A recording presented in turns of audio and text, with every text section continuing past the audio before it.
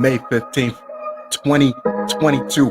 Halfcast 297, episode 297. Let's go. Of course, I have a few things to share with you guys. Palace, what you cooking? An evening of reflection. Shall we?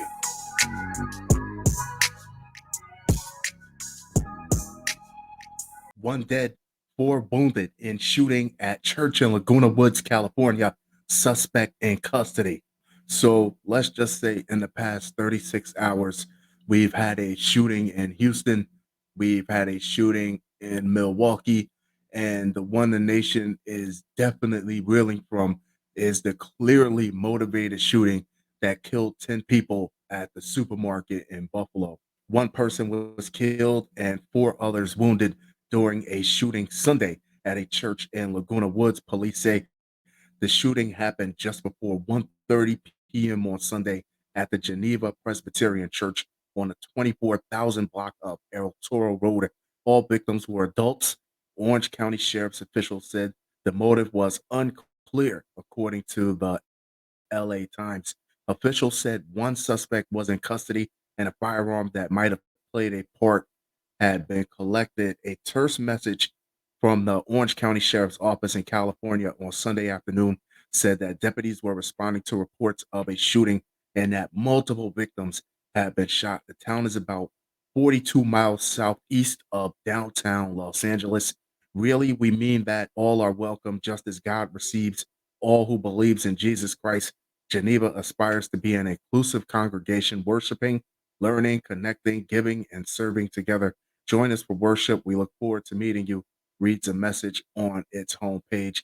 The shooting comes a day after at least 10 people were shot dead in a top supermarket in Buffalo, New York. These people are not mentally ill. Hate crimes are real. Domestic terrorism is real. Homegrown terrorism is real. My thoughts and prayers go out to the people who lost loved ones in these shootings.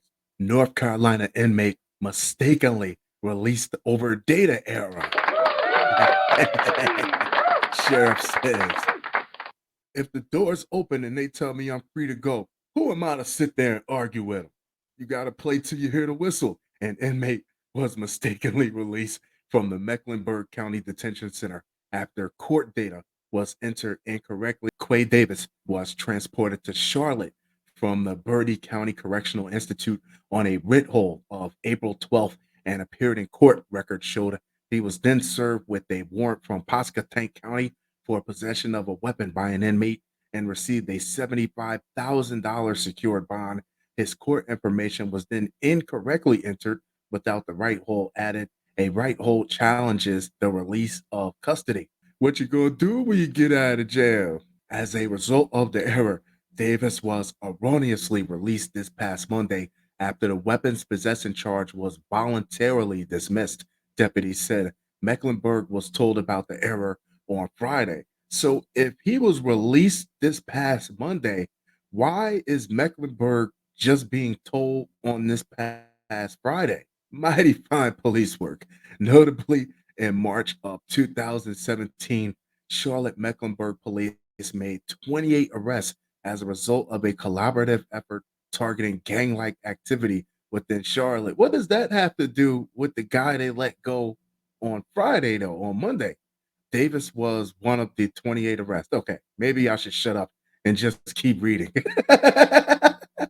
We will conduct a thorough internal investigation in connection to this erroneous release to determine any possible negligence, said Mecklenburg County Sheriff Gary McFadden. It is unclear exactly where Davis is, and this remains an active investigation. I mean, this is a free play. I would probably get a very good steak dinner and find the girl who was sending me all those also nice photos when I was locked up. What the hell do you want me to do? Ex-Colgate researcher who stole toothpaste formulas worth millions of dollars is sentenced to 21 months. He's lucky he didn't get more. That is corporate espionage. This case left a bad taste in everyone's mouth. Who wrote this shit? A former researcher for Colgate Palmolive Company has been sentenced to 21 months in prison for stealing secret toothpaste formulas and sending them to a company he had set up abroad. Moama Risi, 58, of Haskell, New Jersey, had worked at a Colgate lab for nearly 20 years where he had access to proprietary recipes for the company's famed toothpaste and oral hygiene products, prosecutors said. So it sounds like his plans were to take the Colgate toothpaste recipe and package it and sell it as his own brand of toothpaste with his name on it. In 2012, Reese and two others set up a consumer hygiene and cleaning product company called Reese and Sons, and 3 years later created a subsidiary called Reese Enterprises in Macedonia, according to court papers. Prosecutors said Reese never told Colgate about his company, which would be a conflict of interest. They probably would have told him to either cut the company or leave Colgate. It would have been one or the other. He couldn't have had both. The following year, prosecutors say, Colgate officials discovered a document from his work email titled Project Urident, which laid out plans for Reese Enterprises to develop a toothpaste called Urident to be sold abroad. The plan valued the business at $2 million and targeted the building and launch of manufacturing facilities by the end of 2017. All of these huge brand companies have the other company's playbook, have the other company's recipe book.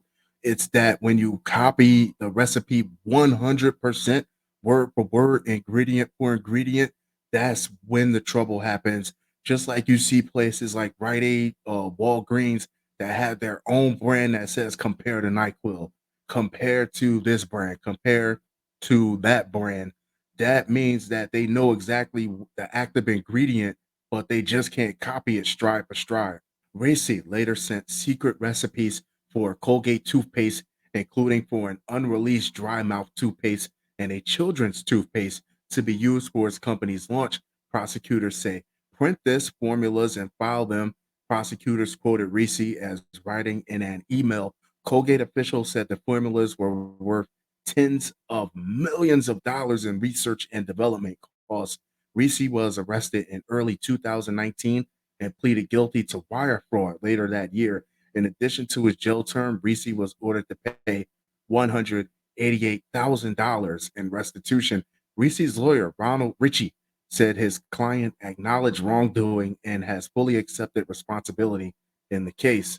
Can you imagine a curious cop just asking him, well, so what's the secret ingredient in Colgate toothpaste? And he just leans over and says, sugar. A Massachusetts middle school student was charged after throwing hot noodles in a teacher's face, leaving her in excruciating pain. Oh, if I was a school teacher, that article would have read so much different. Middle school student needs emergency surgery to get two size 11 Timberlands removed from their posterior. Some of these kids need a little frontier justice also. A Boston, Massachusetts teen was charged after throwing hot ramen noodles at a teacher's face earlier this month. According to multiple reports, the unidentified student was charged with aggravated assault as a juvenile in connection to the incident at McKinley Middle School on May 5th, NBC Boston reported. According to the outlet, local police said the teacher told the student not to put a textbook inside the microwave when warming his noodles during lunch. The Boston Herald reported that the teacher tried to take the book away from the teen, but he grabbed it back from her. The exchange prompted the 14-year-old to then pour the cup of heated noodles on the teacher, the report said.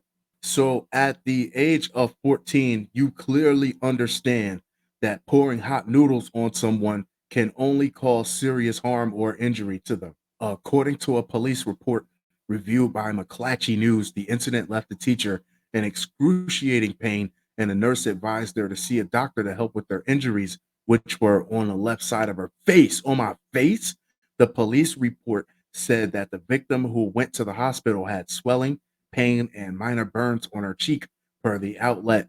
NBC Boston reported the teacher told the police that she informed the school's principal about the incident and was told that they would reach out to the authorities. However, the school reportedly never did.